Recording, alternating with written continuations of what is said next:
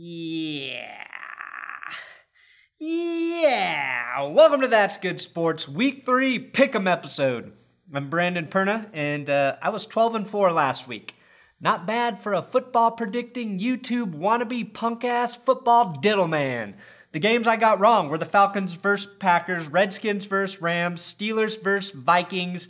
But to be fair, I didn't know Sam Bradford wasn't playing, and the Bengals versus Texans. What other sports media outlet admits when they fuck up? ESPN? NFL Network? Where every expert picked the Broncos game wrong? No, at least I own up to being a fucking idiot. That's Good Sports guarantee. I promise this week I will do worse than last week, picking every single game, and we're going to start with Thursday Night Football, possibly the biggest who gives a shit game of the week between the 49ers and Rams. That's Good Sports.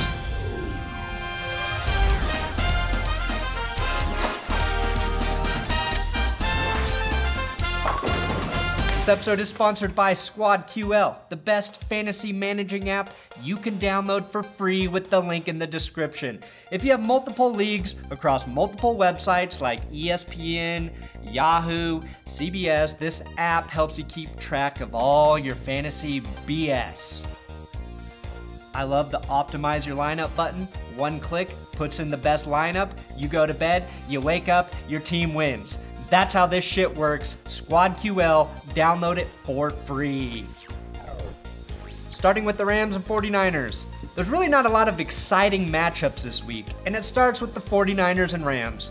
I still don't know if the Rams are actually good, or if the 49ers are as bad as they are supposed to be.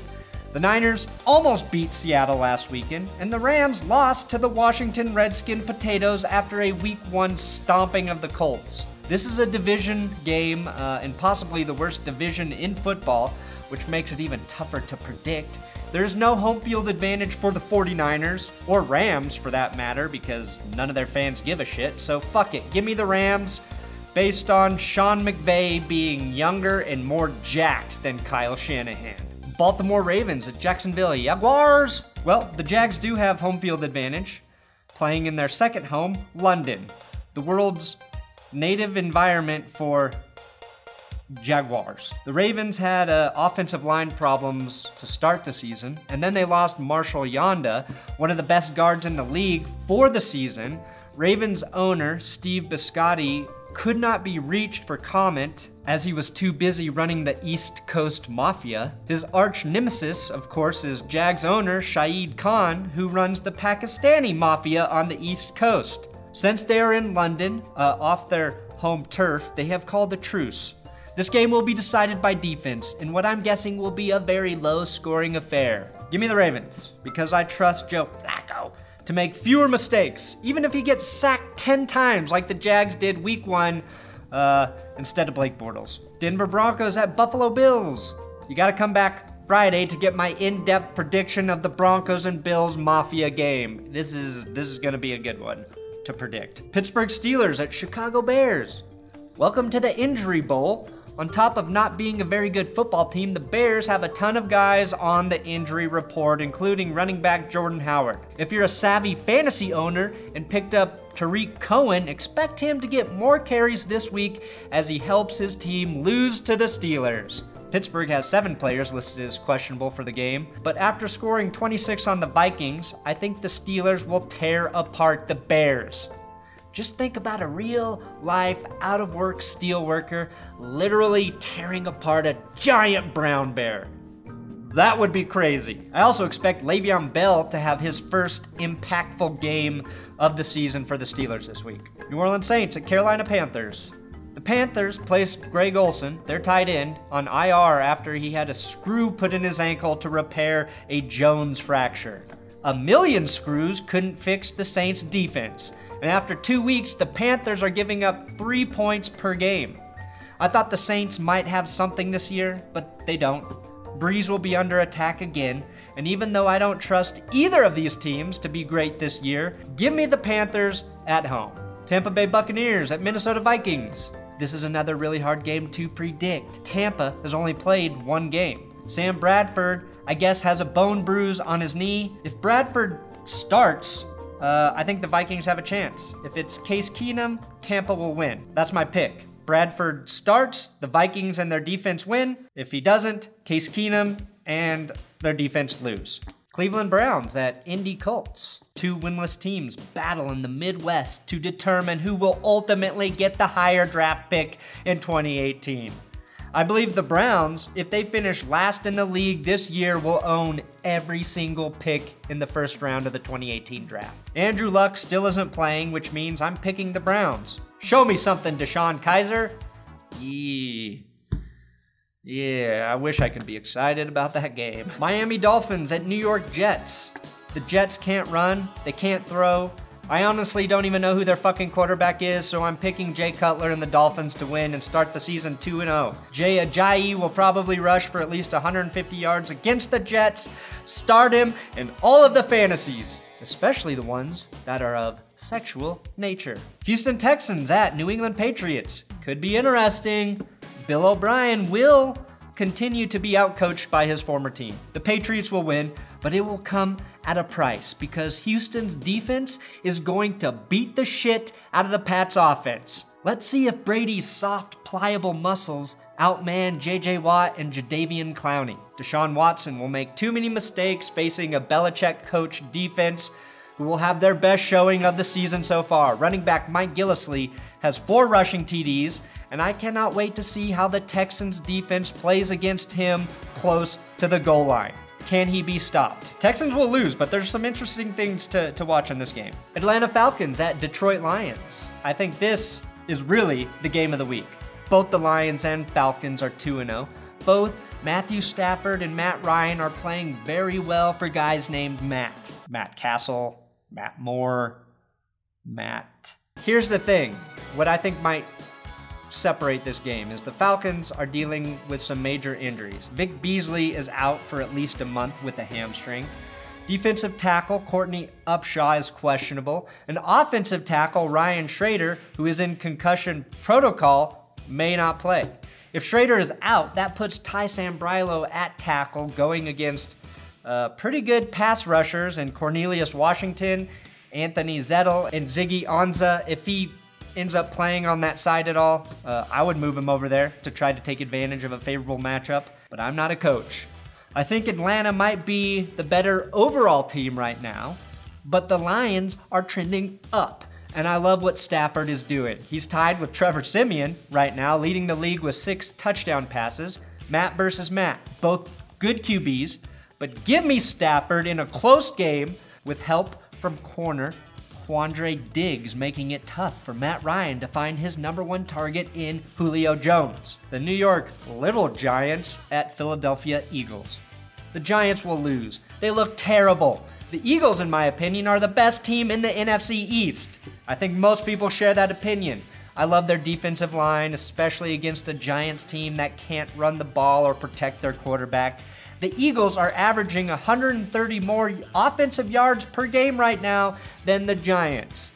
And that's without having an identity in the run game. Do you know who the leading rusher for the Eagles is? LeGarrette Blount? Darren Sproles? Wendell Smallwood? Wrong. It's Carson Wentz.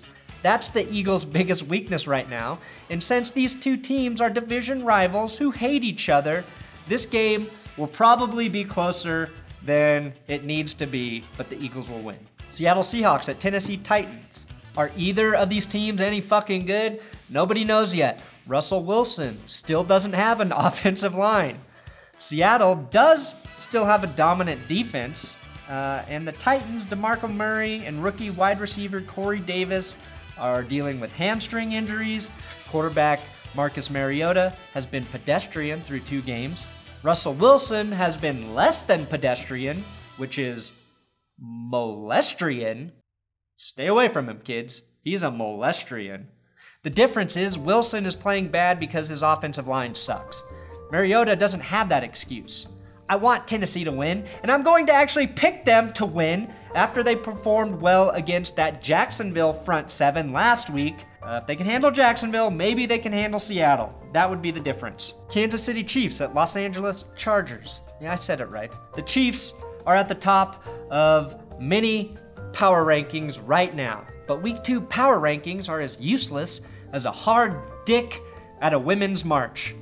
I think the Chiefs are a legitimate contender, and the Chargers are 0-2, losing both games on the last play, as I predicted. But for whatever reason, this game feels like an upset. It feels exactly like the kind of game the Andy Reid coach Chiefs will lose. So against better judgment, I'm picking Los Angeles to win this game. And yes, on the fucking last play with a Young-Ho Koo game-winning field goal. Cincinnati Bengals at Green Bay Packers. I think the Bengals will play better. Andy Dalton will throw his first touchdown like a real big boy. But Aaron Rodgers and the beat-up Packers, 13 guys on the injury report this week, will own the Bengals at Lambeau Field. Jordy Nelson will be back in the lineup, and we will see exactly how good this Bengals secondary is, as they are currently giving up an NFL low 104.5 passing yards per game. That's insane. But that same defense is also giving up 162.5 rush yards per game, which is second worst in the NFL. So, is nobody throwing against the Bengals because they can just run wherever the fuck they want? Or are the Bengals really good at shutting down the pass? Aaron Rodgers will answer that. The Oakland Vegas Raiders at Washington Redskins. Washington showed some fight last week against the Los Angeles Rams. They put up 229 rushing yards for the day, but Cousins only had 179 passing yards and 1 touchdown. The Raiders can be rushed on, but Washington will not have the same success on the ground as they did last week. Kirk, I've supported you for a while, but you haven't done shit in 2017. I'm picking the Raiders to definitely win with beast mode, but I won't be mad if you make this pick wrong, Kirk. And finally, we have the Dallas Cowboys at the Arizona Cardinals. The Cardinals barely beat the Colts 16-13 last week and had to take the game into overtime. That means that either the Colts are not as bad as we thought, or that the Cardinals are fucking atrocious. After losing running back David Johnson, the Cardinals lost their metaphorical Johnson. Yes, they are a dickless group of flightless birds just waiting to move on from Carson Palmer at this point. The Cowboys are coming to town with their tail between their legs. The Cardinals won't be easy to run against, but Dallas should be able to get back to doing what they do best. No, not employing criminals, controlling the clock, and wearing down opponents with an effective run game. Dallas wins. Arizona, I like you. I hate talking shit about you, but you give me no choice. This episode is also sponsored by SeatGeek. You can download the SeatGeek app with the link in the description, and if you use my promo code, that's good, all one word, you're gonna get $20 off your first ticket order. $20 back in your pocket. You can get concert tickets, NFL game tickets, comedy tickets, whatever tickets you wanna get.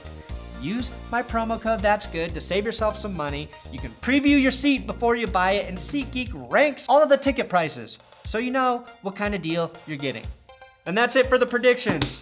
How will I do in week 3? Thanks for watching another episode of That's Good Sports. Make sure you subscribe here on YouTube. Oh, please, come on, subscribe. Follow me on Twitter at Brandon Perna if you want to talk about football during the games. I'm watching most of them. And, good. All right.